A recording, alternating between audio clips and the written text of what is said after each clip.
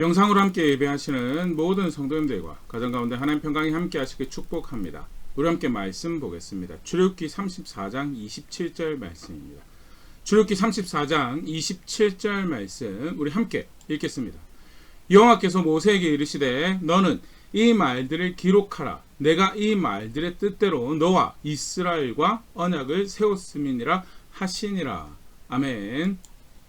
함께 읽었던 말씀은 아론이 금송아지를 만들고 난 후에 언약이 다시 재체결되어지는 상황에 대한 묘사 중에 한 말씀인데요. 오늘 출애굽기 34장에 기록되어 있는 언약의 재체결되는 상황 함께 살펴보면서 또 우리가 살아내야 될 신앙 함께 생각해보는 시간 가지도록 하겠습니다.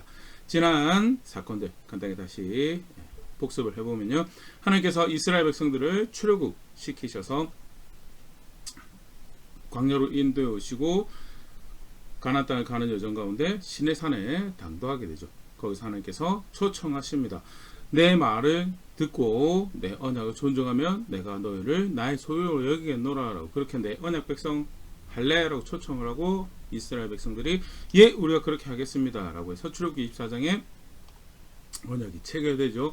하나님께서 모세를 부르셔서 관련된 말씀을 또 언약 백성의 대표적인 상징이죠.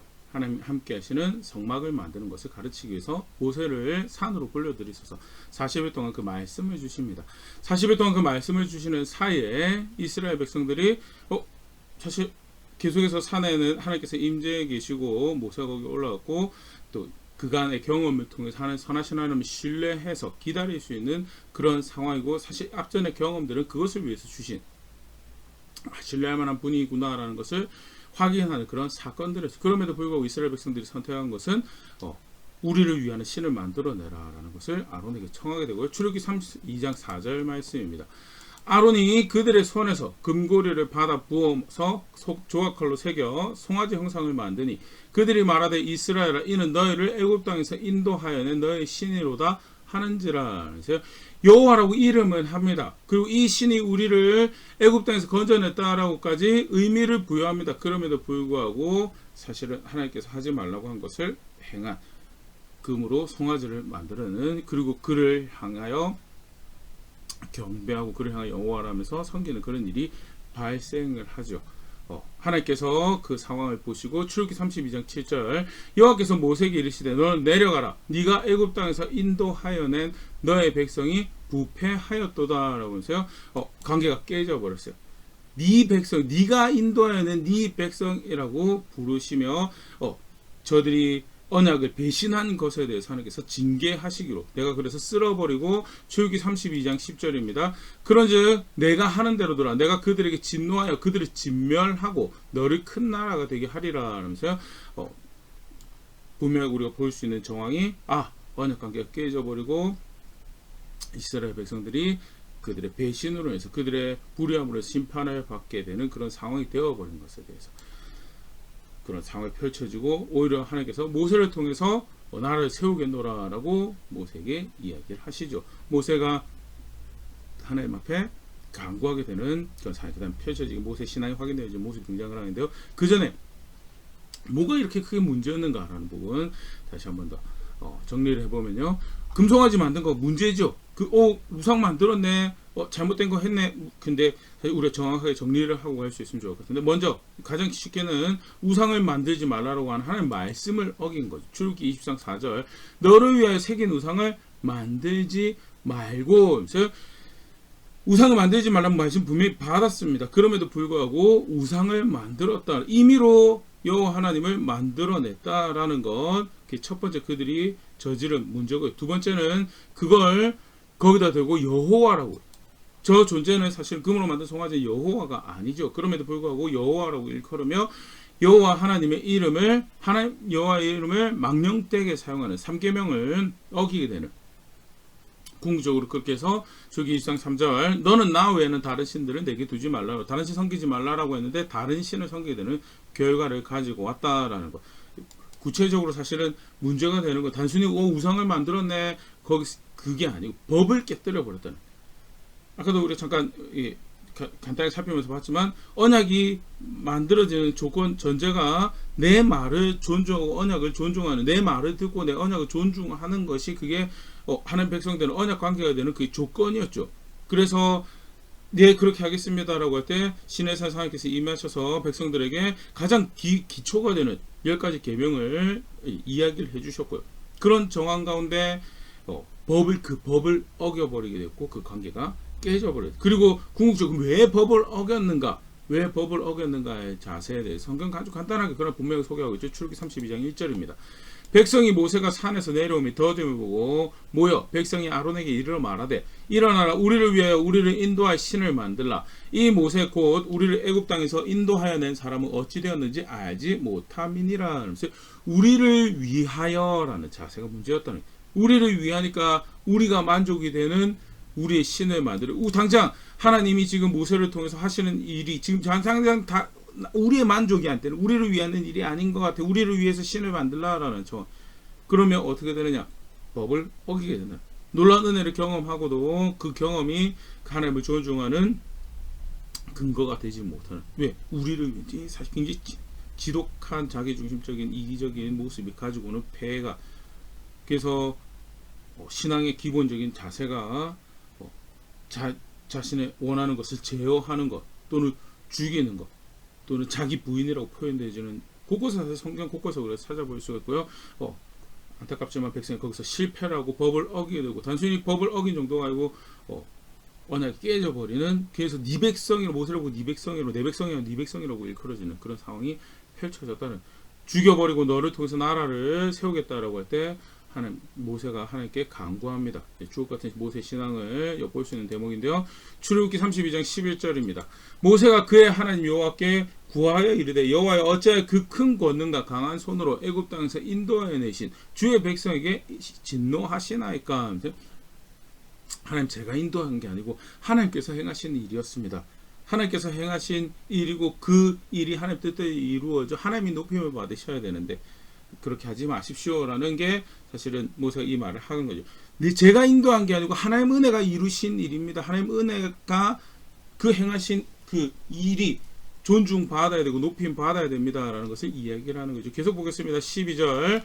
어찌하여 애굽 사람들이 이르기를 여호와가 자기 백성을 산에서 죽이고 지면에서 진멸하려는 악한 의도로 인도해 내었다고 말하게 하시려 하나이까. 주의 맹렬한 노를 그치시고 뜻을 돌이키사 주의 백성에게 이 화를 내리지 마옵소서.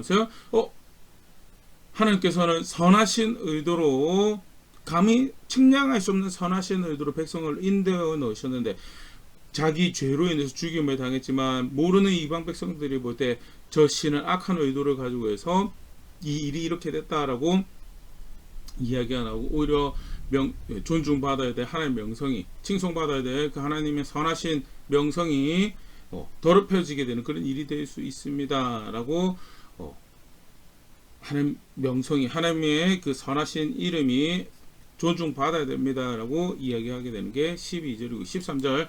주의 종 아브라함과 이삭과 이스라엘 기억하소서. 주께서 그들을 위하여 주를 가리켜 맹세하여 이르시기를 내가 너희의 자손을 하늘의 별처럼 많게 하고 내가 허락한 이 온 땅을 너희 자손에게 주어 영원한 기업이 되게 하리라 하셨나이다. 그래서 하나님 말씀하신 것이 하나님께서 이루어가시고 계셨던 것을, 그것이 약속하신 대로 이루어져 하나님이 그렇게 존중받으셔야 됩니다 라고 이야기를 하게 되는 게 소위 이제 우리가 쉽게 그냥 모세 중보라고 이야기하는 대목이죠. 근데 곰곰이 따져보면 그냥 단순히 백성을 내가 백성을 긍휼히 여깁니다, 그게 중보가 아니에요. 여기는 하나님 뜻이, 백성을 향한 하나님 뜻이 이루어져야 됩니다라는, 그리고 그렇게 해서 하나님이 높임을 받으셔야 됩니다라는 간구를 하게 되고 하나님께서 모세의 간구를 받아들이시고 내가 당장 저들을 죽이지는 않겠다라는 그런 상황이 펼쳐지게 되죠. 모세가 하나님께서 허락하신 말씀을 가지고 돌판을 가지고 내려오는데 백성의 범죄를 맞닥뜨리게 됩니다. 출애굽기 32장 19절. 진해에 가까이 이르러 그 송아지와 그 춤추는 것을 보고 크게 노하여 손에서 그 판들을 산 아래로 던져 깨뜨리니라 하면서 죄를 맞닥뜨렸을 때 그 죄에 대해서 미워하죠, 노하죠, 분노하죠. 이 또한 모세의 신앙을 엿볼 수 있는, 하나님 존중합니다, 하나님 뜻이 이루어져야 되면 하나님 높임 받으셔야 됩니다. 그게 동전의 반대쪽 면은 항상 뭐냐면 그래서 하나님이 미워하시는 거에서 내가 미워합니다. 죄를 미워하는 자세가 동시에 존재해야지 그게 진짜 하나님 존중하는 거고, 성경에서 우리가 찾아볼 수 있는 신앙의 중요한 모습이죠. 모세가 그런 신앙을 여기서 보여주고 그렇게 깨뜨리고, 그 다음에 20절이죠. 모세가 그들이 만든 송아지를 가져다가 불살라 부숴 가루를 만들어 물에 뿌려 이스라엘 자손에게 마시게 하니라 하면서 그 죄에 쓴 맛을 이스라엘 백성들이 자신의 배로 품으면서 이것이 우리의 죄이고 우리의 그릇됨이고 우리의 어리석음이고 우리의 미련함이다, 우리의 쓴맛입니다 라고 고백하는 장면이 펼쳐지고요. 무엇을 모세가 백성들에게 요구하는 거냐면 이 죄로 인한 애통하는 마음을 가지, 쓴맛을 가지, 쓴 아픈 마음을 가질 것을 요구하는 거죠. 그게 사실은 죄를 미워하는 그 자세 동시에 발생하는 모습. 진짜 실제로 죄를 미워한다라면 자신의 죄된 모습을 볼 때 애통할 수밖에 없어요. 죄에 대한 책임감을 가지고 정말 미련합니다, 정말 어리석습니다, 안타깝습니다 라는 자세를, 애통하는 마음, 자신의 마음을 찢는 그런 자세를 가질 수밖에 없는 거고, 하나님이 존중받으셔야 됩니다 라는 고백과 더불어서 모세가 가지고 있는 하나님을 존중하는 신의 모습을 보일 수 있고, 이제 아울러서 하나님의 심판의 설자를 초청해서 3,000명을 죽이죠. 하나님의 명령을 따라 하지만 우리가 쭉 같이 살펴봤지만, 그래서 보응보다는 죄에 대한 분노하는 자세, 죄를 미워하는 자세, 애통하는 자세의 또 다른 한 측면으로 백성들이 행하고 모세가 순종했던 그런 정황들로 보일 수가 있고요. 레위가 거기에 순종해서 사실은 복을 약속받는 그런 장면까지도 펼쳐지는데요. 그렇게 해서 일단은 죽는 것을 면하고 그 가운데 이게 하나님을 존중하는 신앙이구나라는 것을 모세의 모습을 통해서 주기 32장이 소개를 하고 있죠. 32장 1절에 내가 약속한 땅은 줄 텐데 너희랑 같이 못 가겠다. 33장 3절 말씀입니다. 너희를 적과 꿀이 흐르는 땅에 이르게 하려니와 나는 너희와 함께 올라가지 아니하리니 너희는 목이 곧은 백성인지 내가 길에서 너희를 진멸할까 염려함이니라 하시니. 그래서 내가 약속한 거, 나는 그 약속은 내가 이룰 터인데 나는 이제 함께 하지는 못하겠다. 그래도 땅을 주시네요. 약속한 땅을 주시네요. 그럼 우리 하나님 백성인가 보다라고 스스로 속일 수 있어요. 근데 모세는 하나님 뜻이 무엇인지 너무 잘 알고 있었어요. 땅이 아니고 함께해서 하나님 백성이다. 그래서 하나님께서 시내산에 이끌어 오셔서 언약을 맺고 언약 백성이 되고 난 다음에 언약 백성이 되는, 실제로 하나님 그 가운데 함께 하실 수 있는 법을 주신 것과 함께 할 수 있는 그것을 상징하는 성막을 주신 것에 대해서 그 의도를, 그 뜻을 모세는 잘 알고 있었어요. 그래서 네가 데리고 들어가라라고 하는 거기에 대해서 이것을 복으로, 은총으로 여기지 않았고요. 오히려 죄된 백성의 상태에서 멀리 떨어져서 하나님 앞에 나아갑니다. 회막을 만들어서 하나님 앞에 나가서 간구하죠. 출애굽기 33장 13절 말씀입니다. 내가 참으로 주의 목전에 은총을 입었사오며 원하건대 주의 길을 나에게 보이사 나에게 주를 알리시고 나로 주의 목전에 은총을 입게 하시며 이 족속을 주의 백성으로 여기소서라고 해서 이 백성, 하나님 백성 여기소서라고 이야기하는데, 그 앞서서 했던 중요한 표현이 뭐냐면 주의 길을 나에게 보이사. 모세 네가 인도해서 그 땅으로 데리고 들어가라라고 하는데 모세가 아니요, 제가 인도하는 게 아니고 하나님이 인도하시는 겁니다.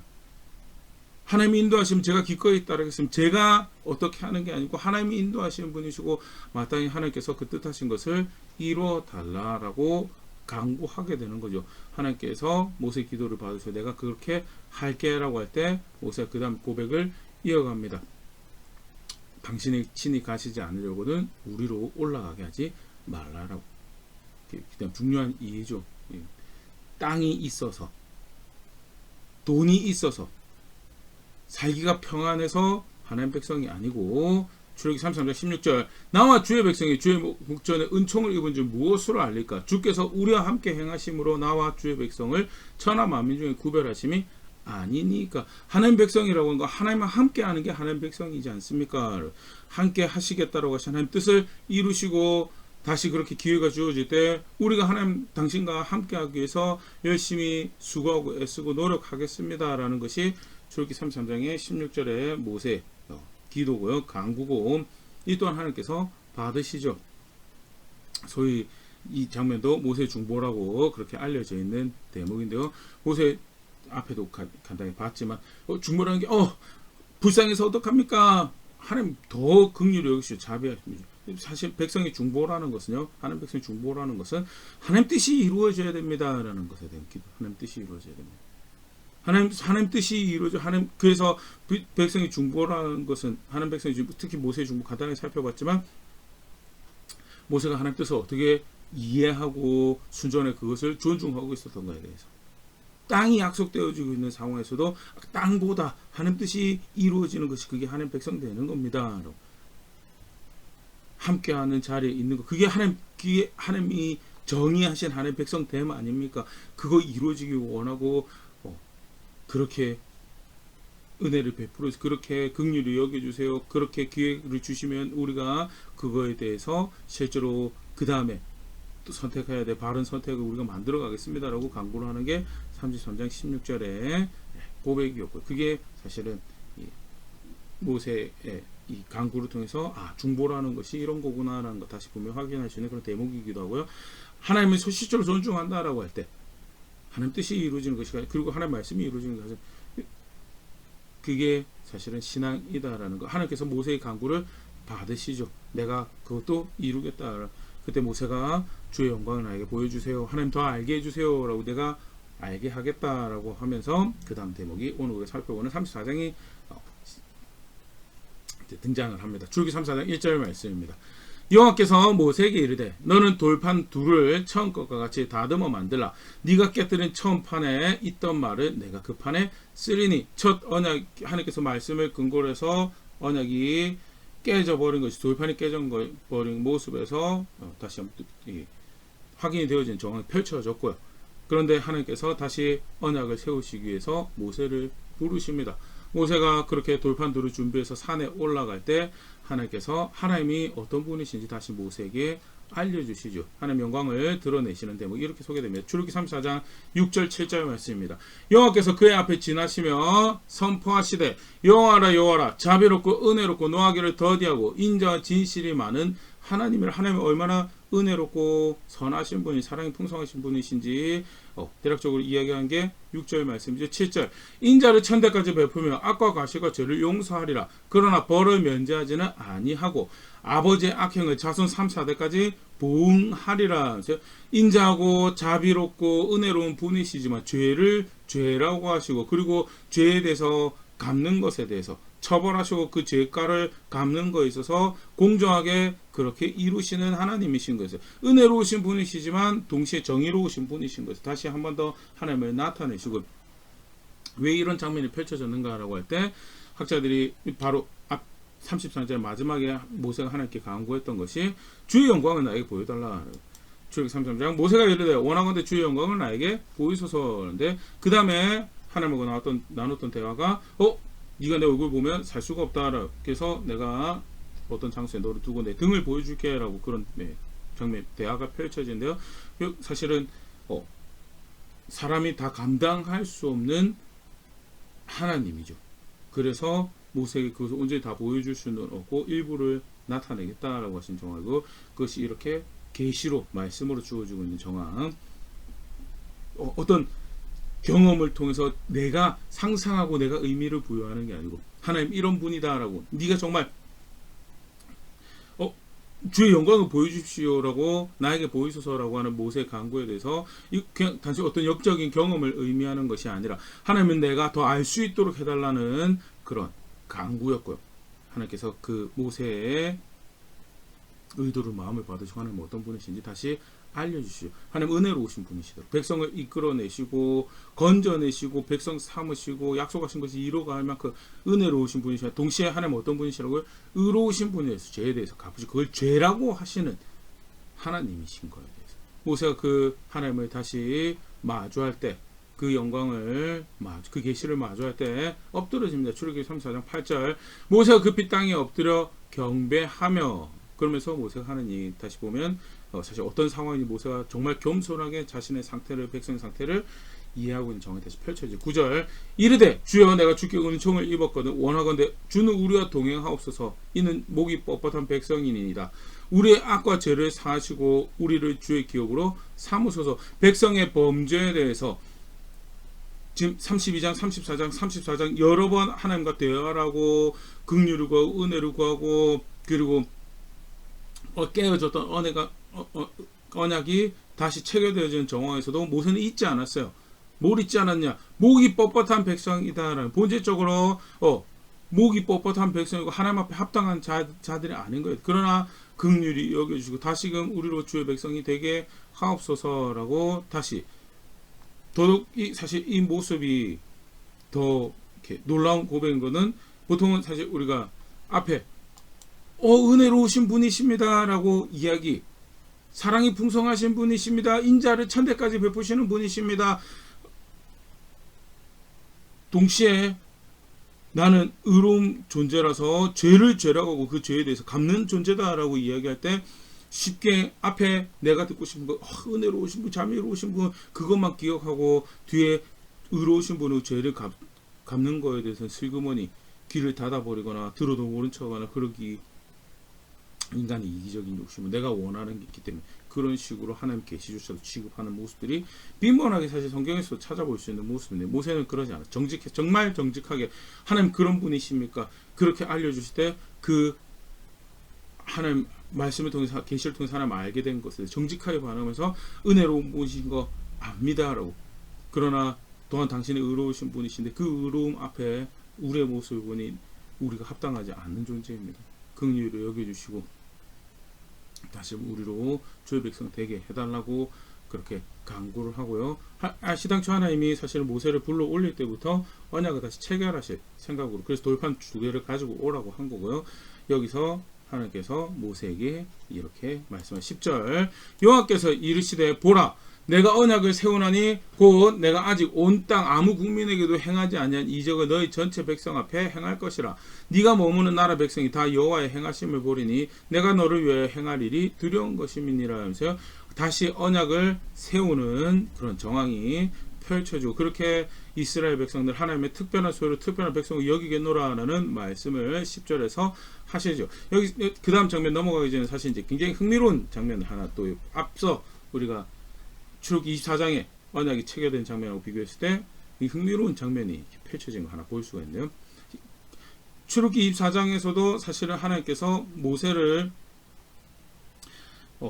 필두로 해서 사실 언약을 체결을 하시죠. 그럼에도 불구하고 거기는 백성을 상징하는 12기둥도 세워지고 그런 정황이 펼쳐져요.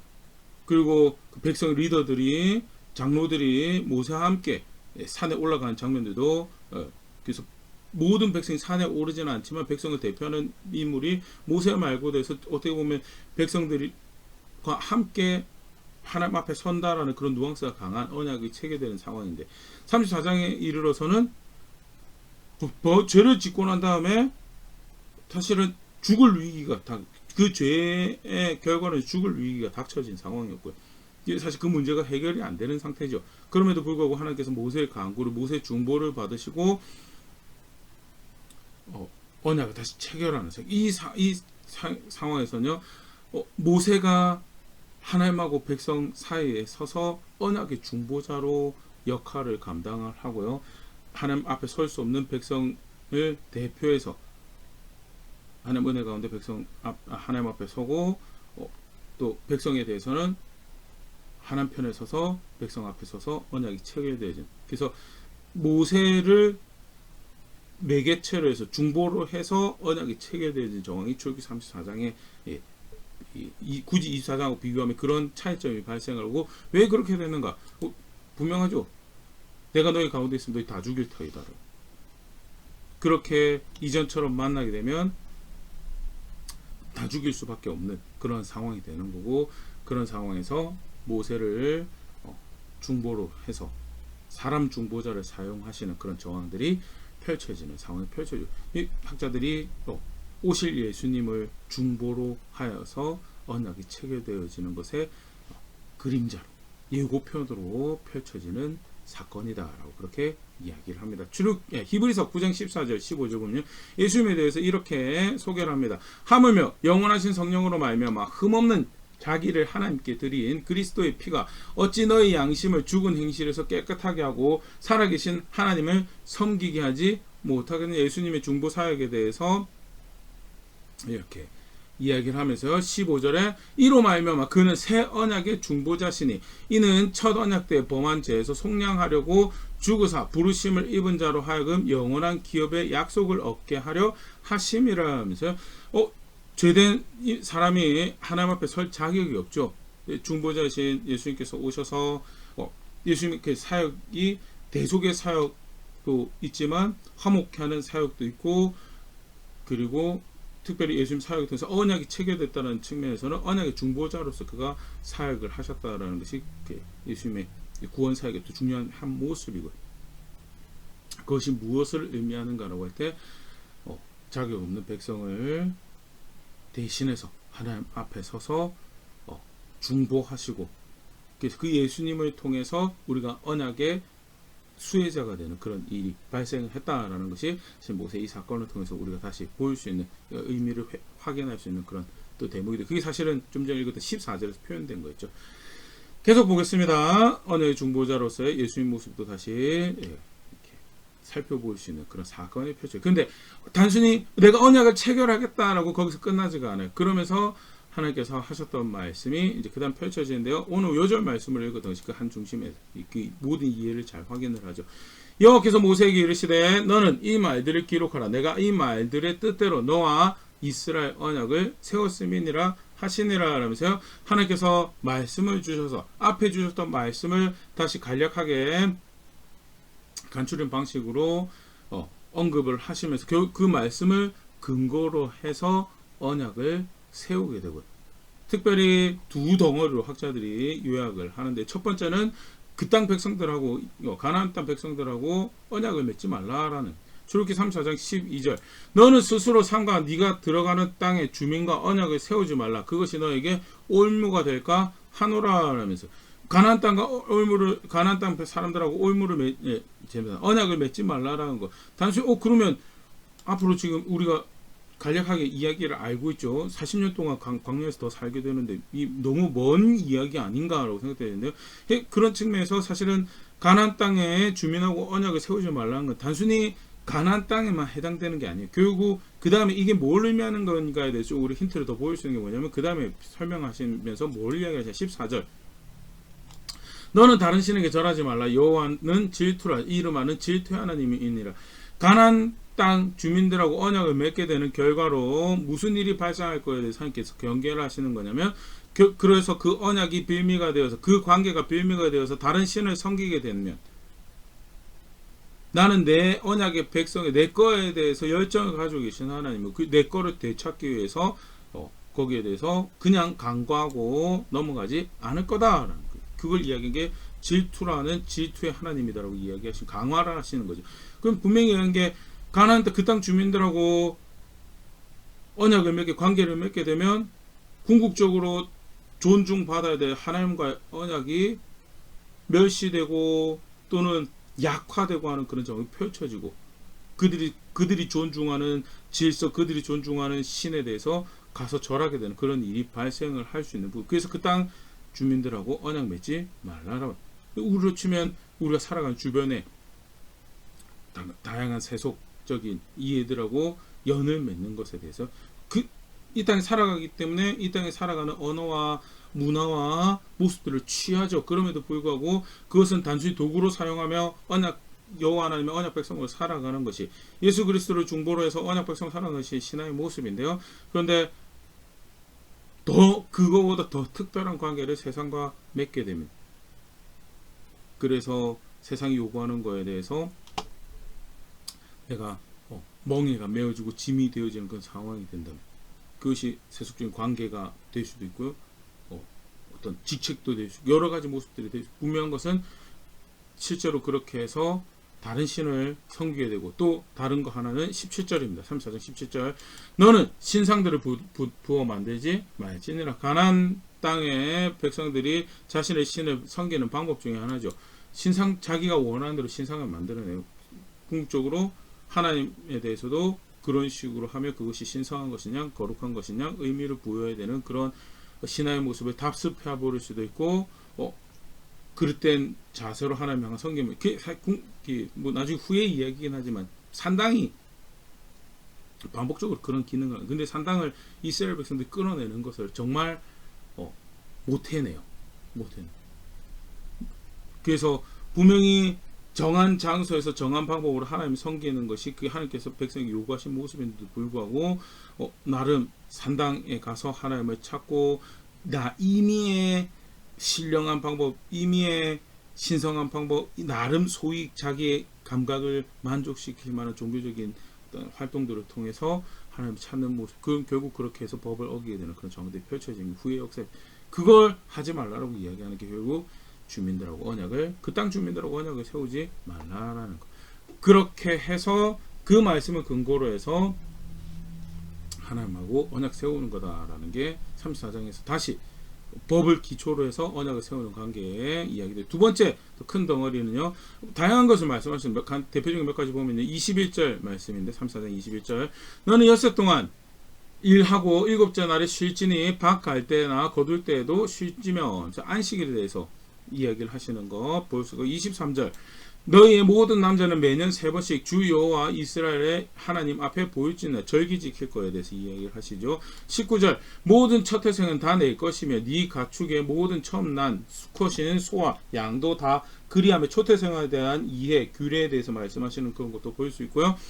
26절 너의 토지 소산에 처음 익은 것을 가져다가 너의 하나님 여호와의 전에 드릴지며 수지에 대한 말씀과 아울러서 너는 염소 새끼를 그 엄의 젖으로 삼지 말지니라. 먹거리에 대한 것도 보일 수 있고요. 아울러서 무자비한 삶에 대한 것에 대해서 자신의 욕구를 위해서 이기적인 또 이렇게 되어버리는 상태에 대해서 방지하는 그런 말씀으로 볼 수 있는 명령인데요. 분명한 것은 무엇을 이것이 종합적으로 쭉 이야기되면서 무엇을 의미하냐라고 했대 학자들이 그렇게 이야기를 하면 첫 번째는 그 땅 주민들하고 언약 맺지 말라는 왜 언약 맺지 마냐 다른 신 섬기게 될 수 있고 그들의 신을 섬기는 방식으로 여호와 하나님 앞에 섬김을 만들어낼 수 있기 때문에 그렇게 하는 거 아니다라고 너희는 나랑 언약을 맺은 백성 가장 존중받아야 되는 그 언약이다라고 그 말씀이다라는 거 이야기했습니다. 첫 번째 명령된 카테고리 두 번째 카테고리로 이야기되어진 것은 하나님 섬기고 하나님 백성처럼 살아간다라고 할 때 내가 명령한 대로 하는 그래서 엿새 동안 열심히 일하고 하루 쉬어라고 하루 쉬는 거고 1년에 내가 정한 3번 하나님 나 찾아오라고 하면 최소한 그래도 그 3번은 나 찾아오는 거고 초태생 다 내 거라고 했으면 초태생 내 거고 내가 이야기한 대로 살아가고 내가 이야기한 대로 나 섬기는 게 그게 하나님 섬기는 거다라는 거 그렇게 그걸 그 이해를 근거로 해서 언약이 다시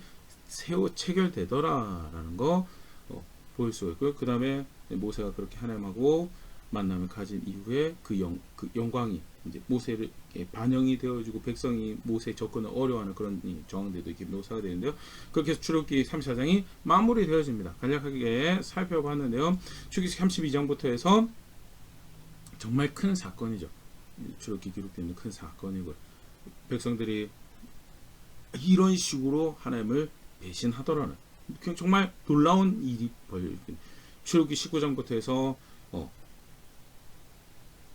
31장까지 24장 중심으로 해가지고 신의 산에 당도하고 그 하나님의 그 하늘과 땅의 주인의 이 마음이 또 하늘과 땅의 주인의 이 관심이 특별한 한 백성에게 닿고 그것이 언약 관계가 특별한 관계가 맺어지고 그 언약 관계를 규정하는 법이 그 하늘의 질서가 땅에 소개가 되어지고 그것을 상징하는 성막이 백성 가운데 허락이 되어지는 이 놀라운 이런 사건이 펼쳐지는 근데 배신해버려 우리를 위한다라는 그 단 한 자세로 배신해버릴 수 있다. 정말 무시무시한 사건이 벌어지고 그러나 모세를 하나님을 그 상황 가운데 하나님을 존중하는 한 개인의 간구를 통해 하나님께서 다시금 언약을 세우고 그 백성들에게 긍휼을 은혜를 베푸시는 그런 상황들이 펼쳐지는 것이 32장, 34장의 경우인데요. 간단하게 살펴봤는데 사실 뭐 다양한 여러 가지 생각해 볼 것들이 있죠. 오늘 사실 그 출애굽기 34장 6절 7절에 등장했던 나는 은혜롭고 자비롭고 긍휼 풍성하고 사랑이 풍성한 하나님 노하기를 더디하고 그리고 인자를 천대까지 베풀 때 죄도 갚는다라고 죄를 죄라고 갚는다라는 그런 하나님에 대한 이해 두고 사실은 구약 성경에서 하나님 백성이 하나님을 안다라고 할 때 우리 하나님이 이런 존재이십니다라고 고백하는 대표적인 하나님에 대한 고백이 되고 사실 우리에게도 마찬가지. 하나님 어떤 분이십니까? 구체적으로 나는 이런 존재다라고 가르쳐 주신 대표적인 본문입니다. 그런 것도 다시 생각해 볼 수 있고요. 그런데 꼭 하나 어떻게 보면 32장, 33장, 34장 가장 핵심적인 이해 중에 하나라고 생각되어 있는데 꼭 하나 같이 기억할 수 있으면 좋을 것 같습니다. 하나님하고 언약 관계는요, 동행한다라고 하는 언약 관계는 말씀을 근거로 체결됐다. 그래서 그 말씀이 존중되어지지 않을 때 언약도 깨어지는 거다.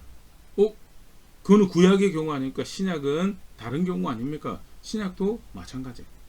우리 예수님 믿어서 예수님 안에서 언약 관계가 체결되어지고 그 언약의 중보자 안에서 그 인격체 대신 하나님의 아들을 안에서 언약이 체결되는 거 아닙니까? 맞아요. 분명하게 그 맞습니다. 그런데 그 예수님이 어떤 분이시냐? 하나님 말씀의 성취로 오신 분이시고 하나님 말씀이라고 일컬어지면 그 말씀이 이루어지는 것을 이 땅에 사셨고 그것이 이루어내신 것이 예수님을 통한 구속 사역이요. 이 땅의 사역이 십자가 부활이었고요. 그래서 그를 믿는다라고 하는 것은 단순히 어떤 감각이나 느낌이 아니고 말씀대로 오셔서 구원이 되시고 말씀대로 오셔서 중보가 되어지시고 말씀대로 오셔서 이제 장차 우리 구원의 완성이 되신 그분을 믿는.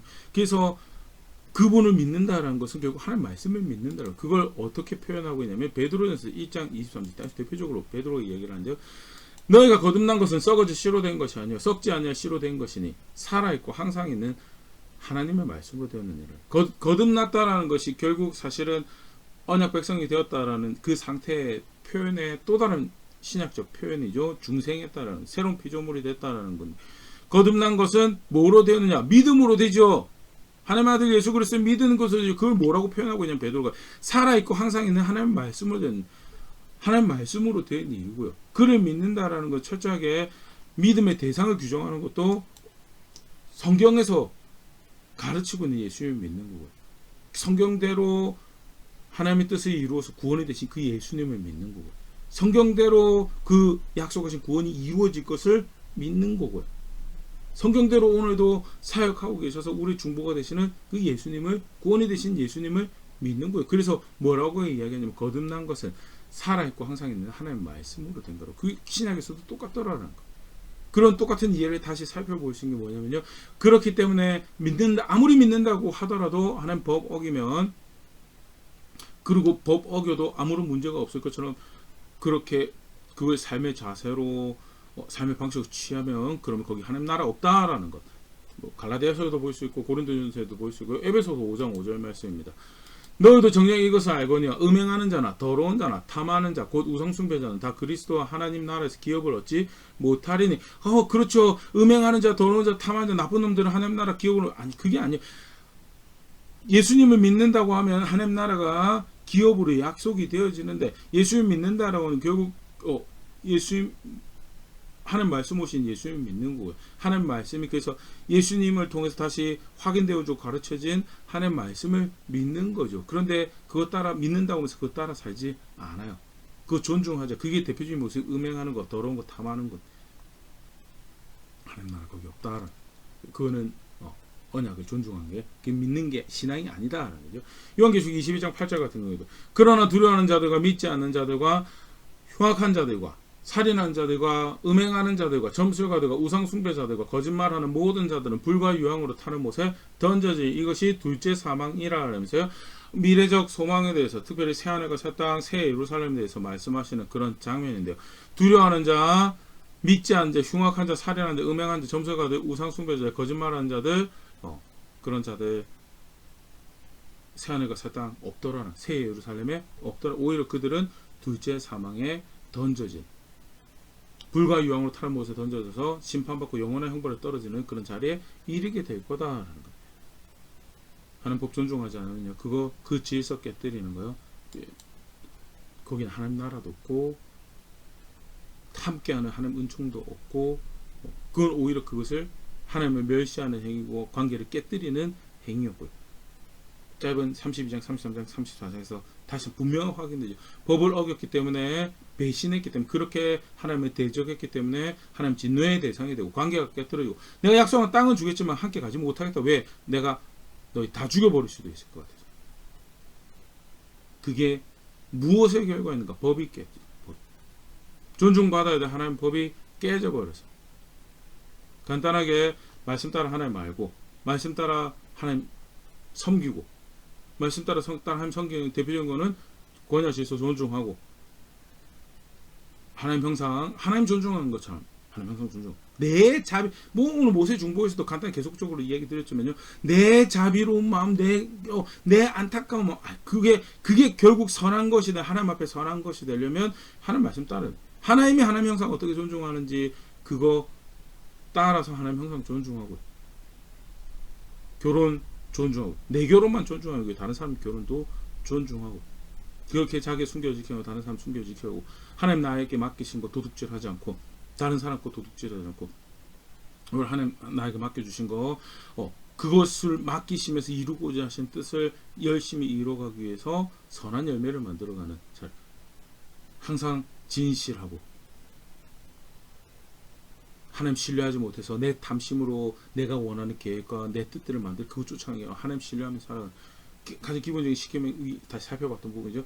그거 살아가면서 하나님 옳다라는 거, 의롭다라는 거, 그러니까 대표적으로 정의롭고 은혜로워라는 거, 그거 살아내는 자리에 있는 게 하나님과 동행. 그거 하지 않으면 그 깨지고, 사실 이후에 이스라엘 역사에서 반복적으로 확인되어야죠. 왜 너에게 주겠노라는 땅에 쫓겨나게 되나요? 법을 어겨서.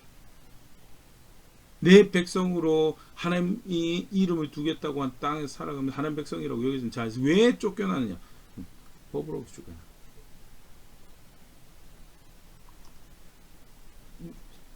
왜 심판받고, 왜 심판의 대상이 진노의 대상이라고 하냐? 아브라함 후손이 본 백성이 법을 어겨서, 법을 어겨서 관계가 깨지는 거예요. 동행한다고 하면서 법 존중하지 않은 거예요. 그건 사실 동행이에요. 아무리 자기 느낌이 충족돼도 그건 동행이라고 할 수가 없어요. 성경이 분명히 그걸 확인을 하고요. 신앙을 가진다는 거, 특별히 함께 하자라고, 신앙에서 마찬가지. 임마누엘 하나님, 동행하는 하나님, 함께하는 하나님, 그렇게 해서 함께하는 그 영원한 나라로 인도해 가시는 그 하나님 알고 믿는다라고 한다는, 내가 언약 관계를 가지고 있다는 게 뭘로 증명되고 고백되어야 될 건가요? 내 느낌이 그걸 확인합니다.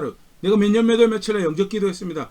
실제로 내가 하나님 명령을 어떻게, 하나님 말씀 어떻게 존중하고 살아가고 있냐? 실제로 그가 의도하신 것만큼 얼마나 정직하고, 얼마나 정의롭고 공정하고, 얼마나 성실하고, 그렇게 하나님이 세우는 질서 안에서 자기 자리를 지키며 살아가고 있는, 그걸로 고백하는, 그게 신앙이고, 그렇게 살아가는 것이 하나님 동행하는 거고, 함께 하자고 하시는 하나님 뜻을 존중하는 삶의 모습이다. 신앙의 모습이다. 꼭 기억할 수 있으면 좋을 거고요. 반대로 그렇지 않으면 아무리 잘 살고 있는 것 같다라고 스스로 생각할지 모르지만 사실은 착각이고 속이는, 나는 도대체 내 신앙을 어떻게 고백해야 하는가, 다시 한번 정직하게 들여다볼 수 있으면 좋을 것 같고요. 모세는 상상할 수 없고 이 당시 이스라엘 백성도 상상할 수 없는 은혜가 우리에게 허락됐죠. 하나님 아들이 사람의 모습으로 이 땅에 오셔서 우리의 구원이 되시고, 그 하늘의 영광의 하늘의 신비가 이 땅에 허락되어지고, 그리고 그 안에서 언약 백성으로 여겨져서 우리 그의 영원한 나라로 인도해 가시고, 그 은혜가 오늘 하루하루에도 주어지고 있는 그런 시간들 가운데 살아가고 있는데, 정작 함께 하겠다라고 하신 하나님은 그 약속이 이루어가고 계신, 나는 강팍함과 나를 위하라고, 그 상황에서 나를 위하라고 하는 왜곡된 모습으로, 이기적인 욕심으로 주변의 관계도 깨뜨리고 하나님도 멸시하는 그런 자리에 있으면요, 그건 사실은 엄격하겠다, 내가 믿는다라고 할 수 있는 그런 신앙은 아닌 것 같아요. 난 도대체 신앙을 어떻게 고백을 하고 있는가, 정직하게 말씀을 돌아볼 수 있으면 좋고, 살아내는 모습 분명하게 다시 확인되어지고 있습니다. 무엇을 살아내야 되는가, 다시 분명하게 확인하며 구원을 알고 있습니다. 구원이 소망, 그 구원의 소망과 그 소망의 주인이 되시니까 하나님을 알고 있습니다. 고백 겸손하게 하나하나 만들어가기 위해서 배우고 수고하고 땀 흘리며 이렇게 믿고 있습니다. 고백하는 자리에는, 그렇게 성숙해서 가는 자리에는 우리가 될 수 있으면 좋을 것 같습니다.